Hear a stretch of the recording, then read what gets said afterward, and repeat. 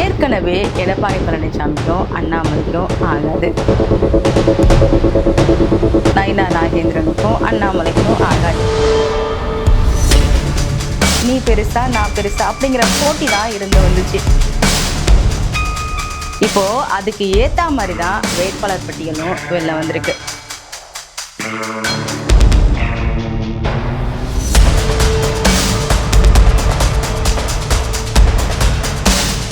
வர ஏப்ரல் 23 சட்டமன்ற தேர்தல் நடைபெற இருக்கு. அதற்கான வேலைகள்ல எல்லா கட்சிகளுமே இறங்கிட்டாங்க. வேட்புமனு தாக்கல் செஞ்சுட்டு பிரச்சாரத்திலையும் ஈடுபட்டு வராங்க.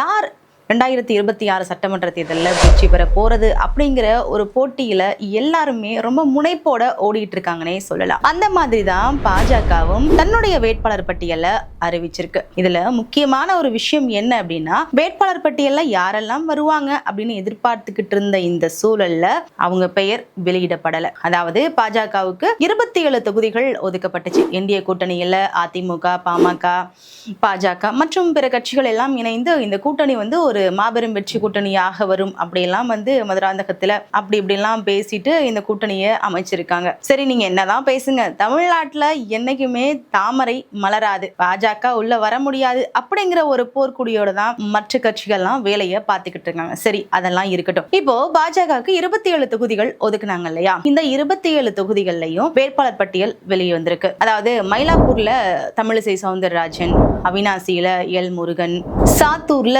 நயினார் நாகேந்திரன், தளியில நாகேஷ்குமார், விளவங்கூர்ல விஜயதாரணி, இப்படியாக வேட்பாளர்களை அந்த கட்சியானது அறிவிப்பு வெளியிட்டிருக்குது. சரி, இதுல அண்ணாமலை எங்க போனாரு அப்படின்னு பார்த்தா, கோவை வடக்கு தொகுதி வானதி சீனிவாசனுக்கு கொடுத்திருக்காங்க இல்லையா? அப்ப ஏற்கனவே வானதி சீனிவாசனுக்கு கொடுத்திருக்கிற இந்த கோவை வடக்கு தொகுதியை தான் அண்ணாமலை அவர்கள் கேட்டு வந்தாராம். அங்கதான் நான் போட்டியிடணும் அப்படின்னு விருப்பமும் தெரிவிச்சிருக்கிறாரு. ஆனா அவருக்கு அந்த தொகுதி கொடுக்கப்படல. சரி, வேற எங்கேயாவது கொடுப்பாங்களா அப்படின்னு பார்த்தா எங்கேயுமே அவருக்கு தொகுதியை கொடுக்கல. இன்னொரு விஷயம் என்ன சொல்றாங்க அப்படின்னா, கோவை வடக்கு தொகுதி கொடுக்கல அப்படின்னா நான் சட்டமன்ற தேர்தலில் போட்டியிட மாட்டேன், எனக்கு வேற எந்த தொகுதி வேண்டாம் அப்படின்னு அவர் சொன்னதாகவும் சொல்லப்படுது. இப்படியாக அண்ணாமலை கோவை வடக்கு தொகுதியை எதிர்பார்த்து போட்டியிடுவார் அப்படி என்ற சூழ்நிலை இருந்த நேரத்துல இப்போ அவரு போட்டியிடவே இல்லை அப்படிங்கிற ஒரு செய்தி வெளிவந்தது. பாஜக மத்தியிலும் சரி, அரசியல் வட்டாரத்திலும் ஒரு பெரிய ஒரு பேசு பொருளாவே மாறி இருக்கு. ஏன் அப்படின்னா, இப்போ தமிழ்நாட்டுல பாஜக அண்ணாமலை அப்படின்னாலே ஒரு சிஎம் ரேஞ்சுக்கு செயல்படுவாரு அப்படின்னு ஒரு ஹைப், ஒரு வைபாவே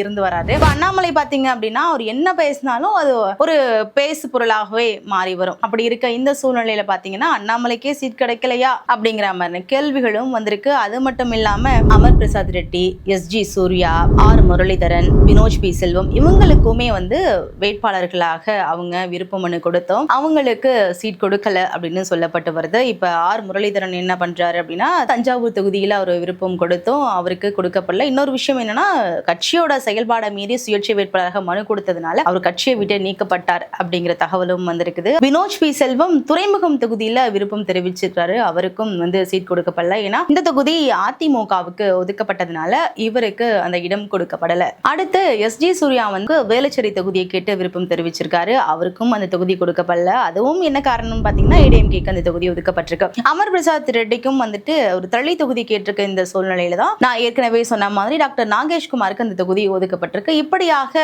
அண்ணாமலையின் ஆதரவாளர்களுக்கு எல்லாம் அங்க ஓரங்கட்டப்படுறாங்க, அவங்களுக்குலாம் சீட் கொடுக்கப்படல அப்படின்னு பேசப்பட்டு வருது. சரி, எதுக்காக அண்ணாமலை திட்டமிட்டே ஓரங்கட்டப்படுறாரா அப்படின்னு பார்த்தோம்னா, ஏற்கனவே ஒரு பனிப்போர்வா அங்க நிலவி வருது. பாஜகவுல உள்ளேயே பல விஷயங்கள், பல மோதல்கள் இருந்து வருது. ஏதோ அமித்ஷாவால எல்லாமே கப்பச்சிப்புன்னு எல்லாரும் இருக்காங்க அப்படிங்கிற மாதிரியான ஒரு பேச்சுக்களுமே அங்க எழுந்துதான் வருது. அது மட்டும் இல்லாம எடப்பாடிக்குமே அண்ணாமலைக்கும் எடப்பாடிக்குமே இடையே நிறைய விஷயங்கள்லாம் மோதல் போக்கு போய் கொண்டிருக்கிறது அப்படிங்கிற விஷயங்களும் வெளிவந்தது நம்ம எல்லாருமே தெரிஞ்ச ஒரு விஷயம் தான். இந்த சூழ்நிலையில வெளிவந்த பாஜக வேட்பாளரோட இந்த பட்டியலானது ஒரு பேசு பொருளாவே மாறி இருக்குன்னு சொல்லலாம். சரி, இப்போ இந்த சூழ்நிலையில அண்ணாமலை என்ன செய்வாரு? பாஜக ஆதரவாவே தொடர்ந்து பயணம் செய்வாரா, இல்ல தனி கட்சி ஆரம்பிப்பாரா அப்படிங்கிற ஒரு பெரிய எதிர்பார்ப்பா தான் இருந்து வருது. இந்த விஷயத்தை பத்தி நீங்க என்ன நினைக்கிறீங்க அப்படின்னு கமெண்ட்ஸ்ல சொல்லுங்க.